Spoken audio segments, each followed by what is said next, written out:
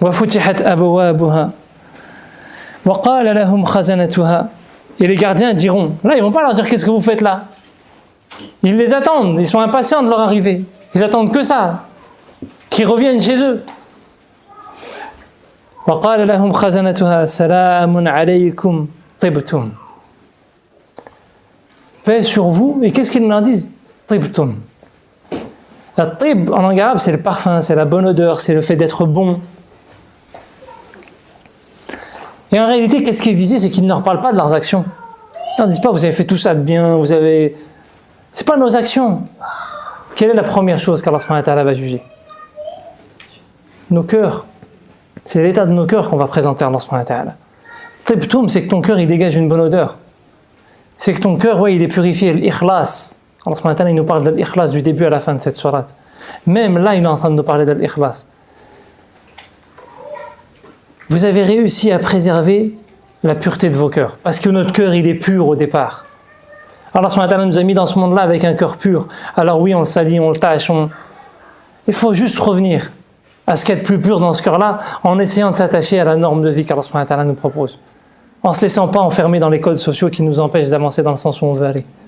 Qu'on essaye de lutter pour aller dans le sens qui nous paraît être le meilleur pour plaire à Dieu. Tibtum. Parce que c'est nos cœurs qui sont importants en réalité. Alors nos actions vont nous aider. Nos actes de rituels, nos actes de prière, nos actes sociaux, nos actes éternels, nos actes d'altruisme, nos actes pour la justice, nos actes pour la préservation de la création, tous nos actes contribuent à assainir nos cœurs parce que tout est en harmonie. Pourquoi ça a un impact sur nos cœurs?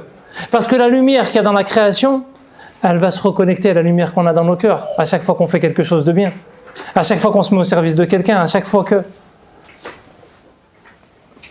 Et à chaque fois qu'on n'arrive pas à se lever pour prier, à chaque fois qu'on n'arrive pas à aider une personne, à chaque fois qu'on est égoïste, à chaque fois qu'on se met en colère, à chaque fois qu'on est un peu hypocrite, à chaque fois qu'on... À chaque fois, finalement, c'est un voile qui empêche ces lumières de se relier. Et qui empêche cette lumière-là. Mais Allah subhanahu wa ta'ala dit, Tibtum, vous avez tout fait.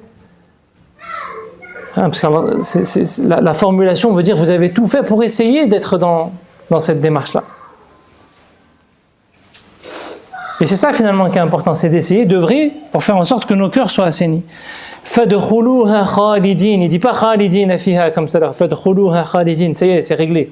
Rentrez-y éternellement, il n'y a pas de discussion, il n'y a pas de formule en plus qui mettrait le doute, c'est acquis.